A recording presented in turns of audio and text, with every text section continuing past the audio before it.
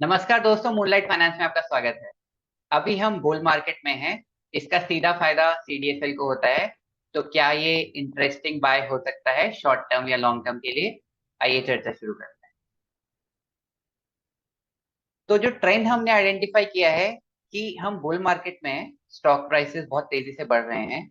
तो बहुत hectic activity है इस वक्त स्टॉक मार्केट में। तो इस समय में क्या होता है, लोग एक दूसरे से बात ज्यादा करते हैं कि यार मेरे स्टॉक प्राइसेस बढ़ गए। तो औरों का भी इंटरेस्ट आता है। तो नंबर ऑफ डीमैट अकाउंट्स जो क्रिएट होते हैं वो ज्यादा क्रिएट होते हैं। ट्रांजैक्शंस बढ़ जाती हैं। केवाईसी की रिक्वायरमेंट भी बढ़ जाती है। आपने देखा होगा रिसेंट पास्ट में बहुत सारे आईपीओ आ रहे हैं। तो कंपनीज भी इस टाइम को लेवरेज करना चाहती हैं, वो भी चाहती हैं कि इस टाइम पे आए ताकि उनको ज्यादा से ज्यादा सब्सक्रिप्शन मिले। और जो नंबर ऑफ कंपनीज सीडीएसएल से सर्विसेज लेती हैं, जिसके लिए सीडीएसएल उनको फीस चार्ज करती है, उसके बारे में हम डिटेल में डिस्कस करेंगे। तो ये भी बढ़ने लगता है। तो सीडीएसएल के बारे में एक बेसिक समझ लेते हैं कि सीडीएसएल करती क्या है। सीडीएसएल एक डिपॉजिटरी है। आपके जो शेयर्स हैं वो डीमैट फॉर्म में सीडीएसएल के पास होते हैं। अगर आपका ब्रोकर किसी कारण से भाग जाता है या फेल हो जाता है तो भी कोई प्रॉब्लम की बात नहीं है, क्योंकि आपके जो शेयर्स हैं वो डीमैट फॉर्म में सीडीएसएल या एनएसडीएल के पास होते हैं। तो सीडीएसएल का एक ही कंपेटिटर है एनएसडीएल। इनके कंपैरिजन को भी हम डिस्कस करेंगे। इस वक्त बाइंग एंड सेलिंग बढ़ रही है और सीडीएसएल बाइंग एंड सेलिंग को एनेबल करता है। सीडीएसएल के पास सबसे ज्यादा डिपॉजिटरी पार्टिसिपेंट्स हैं। डिपॉजिटरी पार्टिसिपेंट्स जैसे जीरोधा, ग्रो, अपस्टॉक्स, ये सारे डिपॉजिटरी पार्टिसिपेंट्स हैं। Top 4 depository participants Zerodha, grow, angel one, Upstox, ये चारों सीडीएसएल के पास हैं। यही फास्टर ग्रोइंग सेगमेंट है। यहीं पे इन्वेस्टर्स अपना नया अकाउंट खोलना प्रेफर कर रहे हैं। इंक्रीमेंटल ग्रोथ ज्यादा यहीं पे है। इसका मतलब ये है कि CDSL as compare to NSDL ज्यादा तेजी से बढ़ेगा। अब बहुत सारे लोग ये मानते हैं कि क्योंकि मेरा डीमैट अकाउंट सीडीएसएल के पास है और मेरी ट्रांजैक्शंस पे एक फीस सीडीएसएल को जाती है, तो वहीं से सीडीएसएल पैसे कमाता है। लेकिन नहीं, सीडीएसएल का मेजर रेवेन्यू सोर्स 34% आता है उन कंपनीज से जिन कंपनीज को सीडीएसएल अपनी सर्विसेज प्रोवाइड करता है। इसको एएमसी या एनुअल इशूअर फी भी कहा जाता है। केवाईसी से आता है 16%, आईपीओ से आता है 10%, अदर्स से आता है 22% और ट्रांजैक्शन चार्जेस से आता है 19%। अगर आप एक लिस्टेड या अनलिस्टेड कंपनी हैं और आप चाहते हैं कि आपके शेयर सीडीएसएल के पास रहें और ट्रांजैक्शन भी वहीं पे हो, तो आपको सीडीएसएल को एक फीस पे करनी है। अब ये फीस कितनी है? अगर आपके total value of shares 5 crore हैं तो 9,000 है हर साल। अगर 5 करोड़ से 10 करोड़ है तो 22,500 है हर साल। और अगर आपके total value of shares 20 crore से भी ज्यादा है तो आपको सीडीएसएल को हर साल 75,000 रुपीज देने होंगे। ये फीस बढ़ती रहती है। और हमने रिसेंट पास्ट में देखा कि नंबर ऑफ इश्यूअर्स बहुत तेजी से बढ़े हैं सीडीएसएल के पास। और 31 अगस्त तक का नंबर देखें तो टोटल नंबर ऑफ इश्यूअर्स जो सीडीएसएल के पास हैं वो 21,084 तक पहुंच गया है। जैसा कि हम इस चार्ट में देख पा रहे हैं, quarter on quarter number of issuers बढ़ रहे हैं। और जो लास्ट का बार है वो करंट क्वार्टर का है। और अभी ये क्वार्टर खत्म भी नहीं हुआ है तो ये और बढ़ेगा। आईपीओ आप देख पा रहे हैं करंट क्वार्टर में काफी ज्यादा हैं। और ये कंप्लीट नंबर नहीं है क्योंकि इस क्वार्टर में और भी आईपीओ आने बाकी हैं। तो हर सेगमेंट में अगर हम देखें तो बहुत ही मैसिव ग्रोथ हो रहा है, स्पेसिफिकली इस क्वार्टर में और उससे पिछले क्वार्टर में। इसका कारण ये है कि जो बुल रन है वो about March April time frame से स्टार्ट हुई थी। तो इश्यूअर्स बढ़ रहे हैं। इश्यूअर फी भी देखा हमने कि वो बढ़ जाती है, सेबी उसको लगातार बढ़ाते रहता है। उसके बाद हम देखें तो record number of demat accounts create हो रहे हैं। लगभग 20 लाख डीमैट अकाउंट क्रिएट होते हैं हर महीने।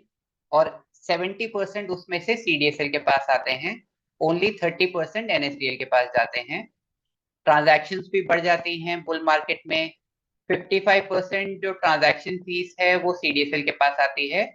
एनएसडीएल का शेयर इसमें भी सिर्फ 45% का है। केवाईसी बिजनेस जो 16% रेवेन्यू देता है सीडीएसएल को, उसमें मार्केट शेयर जो सीडीएसएल का है वो 65% का है, एनएसडीएल का सिर्फ 35% का है। और ये भी 5 साल पहले अगर देखें तो सीडीएसएल का 60% था।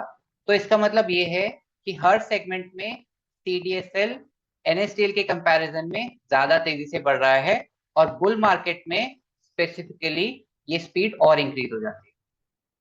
अगर वीडियो अच्छा लग रहा हो तो वीडियो को लाइक कर दीजिए, चैनल में नए हैं तो चैनल को सब्सक्राइब कर दीजिए। आपके लाइक से मोटिवेशन मिलता है, यूट्यूब आपको इसी तरह के यूजफुल वीडियोस और दिखाता है, और इस तरह के एजुकेशनल वीडियोस को और लोगों तक भी पहुंचाता है। एक बहुत बड़ा ग्रोथ ट्रिगर सीडीएसएल के लिए हो सकता है सेबी के प्रपोज चेंज से।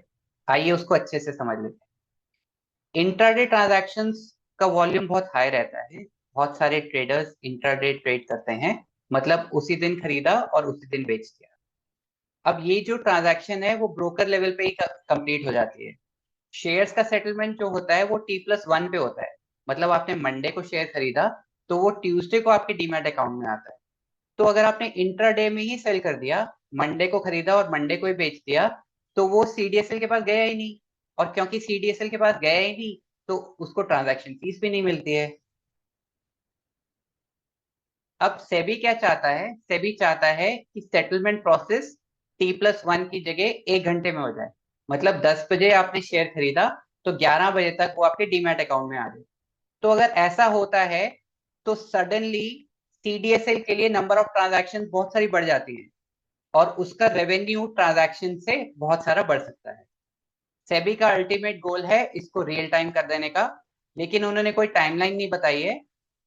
1 घंटे के सेटलमेंट के लिए उन्होंने कहा है कि इस फाइनेंशियल ईयर नहीं तो नेक्स्ट फाइनेंशियल ईयर तक पक्का हो जाए। एक बार की हाइलाइट देख लेते हैं लास्ट फाइनेंशियल ईयर के रिजल्ट की। 8.3+ करोड़ इन्वेस्टर अकाउंट्स हैं, 588 डिपॉजिटरी पार्टिसिपेंट्स हैं, 73% का मार्केट शेयर है इन्वेस्टर अकाउंट्स का। आउटरीच भी बहुत अच्छी है, रेवेन्यू प्रॉफिट नंबर्स काफी अच्छे हैं, लाइव कंपनीज लगातार बढ़ रही है। टोटल इनकम अगर आप देखें तो जो 5 ईयर का सीएजीआर नंबर है वो 26% का है, जो कि बहुत अच्छा है। लेकिन अगर आप FY 22-23 का नंबर देखें तो वो बहुत ज्यादा इंक्रीज नहीं हुआ है। प्रॉफिट आफ्टर टैक्स देखें तो सीएजीआर 5 साल का 25% तो बहुत अच्छा नजर आ रहा है, लेकिन FY 22-23 का जो प्रॉफिट आफ्टर टैक्स का नंबर है वो पिछले साल से कम हुआ है। उसका कारण ये है कि इस पीरियड में बुल मार्केट नहीं था, इस पीरियड में मार्केट शांत था। तो ऐसे पीरियड में सीडीएसएल के लिए ग्रोथ थोड़ी कम हो जाती है, तो इसको हमें लंबे समय के लिए ही देखना होगा। लंबी अवधि में देखें तो मार्च 2012 का सेल्स का नंबर 96 करोड़ का है, जो बढ़ते बढ़ते मार्च 2023 में 555 करोड़ का हो गया है। तो ये बहुत स्टेडी इंक्रीज है। लेकिन आप ये भी ऑब्जर्व कर सकते हैं कि जिन पीरियड्स में बुल मार्केट रहा है तब बहुत तेजी से बढ़ा है। बेयर मार्केट में या अगर मार्केट शांत रहता है तो इतना इंटरेस्टिंग नहीं है ग्रोथ। तो मार्च 2022 का नंबर देखें तो रेवेन्यू का नंबर 551 करोड़ का है, मार्च 2023 का नंबर देखें तो 555 करोड़ का है। एक बार नेट प्रॉफिट में देख लेते हैं। नेट प्रॉफिट भी मार्च 2012 में 55 करोड़ का था, जो बढ़ते बढ़ते मार्च 2023 में 276 करोड़ का हो गया है। लेकिन आप ये देखें मार्च 2022 में 312 करोड़ का था, और मार्च 2023 में नेट प्रॉफिट का नंबर 276 करोड़ का था। तो जो लास्ट ईयर का अगर आप देखें स्पेसिफिकली, तो क्योंकि बुल मार्केट नहीं था तो ये नंबर एक्चुअली नेट प्रॉफिट का थोड़ा कम ही हुआ है as compare to previous financial. एक बहुत इंटरेस्टिंग ऑब्जर्वेशन इसमें और है ऑपरेटिंग प्रॉफिट मार्जिन। ये कंसिस्टेंटली काफी हाई लेवल पे बढ़ा हुआ है। करेंटली अगर आप देखें तो 57% पे है। तो जनरली क्या होता है कि अगर किसी कंपनी का इतना हाई मार्जिन होता है तो बहुत सारे और प्लेयर्स आने लगते हैं उस इंडस्ट्री में, उसी स्पेस में। बट क्योंकि ये government regulated SEBI regulated area है, तो इसमें और किसी कॉम्पिटिटर के आने की उम्मीद नहीं है। एनएसडीएल और सीडीएसएल ही लार्जली इसमें काम करें। लंबी अवधि में देखें तो कंपाउंडेड सेल्स ग्रोथ 10 साल का 20% है, कंपाउंडेड प्रॉफिट ग्रोथ 10 साल का 22% है, रिटर्न ऑन इक्विटी भी हायर लेवल्स पे स्टेबल है। बेसिक हाइजीन नंबर्स बिल्कुल ठीक हैं। आरओसी आरओई काफी हाई लेवल्स पे कंफर्टेबल है। डेट जीरो है, फ्लैट परसेंटेज भी जीरो है। एक बार पॉजिटिव्स और नेगेटिव्स को समराइज कर लेते हैं। पॉजिटिव्स में मोनोपोली बिजनेस है, स्टेबल बिजनेस है, प्लेटफॉर्म बिजनेस है। अगर बहुत ज्यादा इनिशिएटिव ना भी लिए जाएं और इसी को ठीक से रन किया जाए तो भी डीमैट अकाउंट्स आते ही रहेंगे, नई कंपनीज आते ही रहेंगी, आईपीओ आते ही रहेंगे, केवाईसी होता ही रहेगा, तो कंपनी ग्रो करती ही रहेगी। पीएसयू कंपनीज में, डिफेंस में, रेलवे स्टॉक्स में रिसेंट पास्ट में रैली हुई है। Q2 FY24 का रिजल्ट शानदार आने वाला है, ये बात तय है, क्योंकि हम बुल रन में हैं और हमने देखा किस तरह से सारे रेवेन्यू सेगमेंट्स में ग्रोथ हो रही है। तो बहुत सारे ग्रोथ ट्रिगर्स हैं। सेबी का अगर 1 आवर वाला जो प्रपोज सेटलमेंट है उसके इम्प्लीमेंटेशन के बाद ट्रांजैक्शन रेवेन्यूज कंपनी काफी बढ़ जाएंगी, प्रॉफिट भी काफी बढ़ जाएगा। क्योंकि ये गवर्नमेंट रेगुलेटेड बिजनेस है तो ये फेल नहीं हो पाएगा, क्योंकि गवर्नमेंट इसको बचा ही लेगी। तो अगर आप शॉर्ट टर्म ट्रेडर हैं तो आपको लग सकता है कि यार बहुत सारे ट्रिगर्स हैं, रिसेंट पास्ट में गवर्नमेंट स्टॉक्स में रैली भी हुई है और Q2 FY24 का नंबर तो अच्छा होने ही वाला है, तो मैं शॉर्ट टर्म के लिए ले लेता हूँ। अगर आप लॉन्ग टर्म ट्रेडर हैं तो आपको ये लग सकता है कि डीमैट अकाउंट्स नए खुलने ही है, नई कंपनीज भी इंडिया में आनी ही है, तो मैं इसको लंबी अवधि के लिए लेके रख लेता हूँ। लेकिन एक नेगेटिव है जो आपके लिए जानना जरूरी है, कि कंपनी के पास प्राइसिंग पावर नहीं है। कंपनी अपने हिसाब से प्राइसिंग नहीं बढ़ा सकती है, इसके प्राइसेस तभी तय करेंगे। तो एक अगर हम एग्जांपल लें कि अगर मान लो 1 आवर वाला सेटलमेंट इम्प्लीमेंट हो जाता है और ट्रांजैक्शन रेवेन्यूज में सडनली ग्रो हो जाता है, तो कंपनी का प्रॉफिट और रेवेन्यू काफी बढ़ सकता है। लेकिन सेबी का एक ऑब्जेक्टिव इन्वेस्टर्स के लिए भी है। सेबी को इन्वेस्टर के इंटरेस्ट को भी प्रोटेक्ट करना है। तो सेबी चाहेगी कि इन्वेस्टर्स को भी कम से कम फीस पे करनी पड़े। सेबी ये भी चाहेगी कि कंपनीज को बहुत ज्यादा फीस नहीं पे करनी पड़े, ताकि कंपनीज भी ज्यादा से ज्यादा सीडीएसएल की सर्विसेज को ले। तो इसके चलते, क्योंकि ये बहुत ज्यादा रेगुलेटेड बिजनेस है, तो यहाँ पे थोड़ी सी प्रॉब्लम हो सकती है कि प्राइसिंग कम भी हो सकती है, जस्ट इन केस रेवेन्यू और प्रॉफिट इस कंपनी का सब्सटैंशियली बढ़ने लगता है। आपका क्या व्यू है इस स्टॉक को लेके, कमेंट्स में लिख के बताइए। अभी तक लाइक नहीं किया है तो वीडियो को लाइक कर दीजिए। Happy investing, see you in the next video.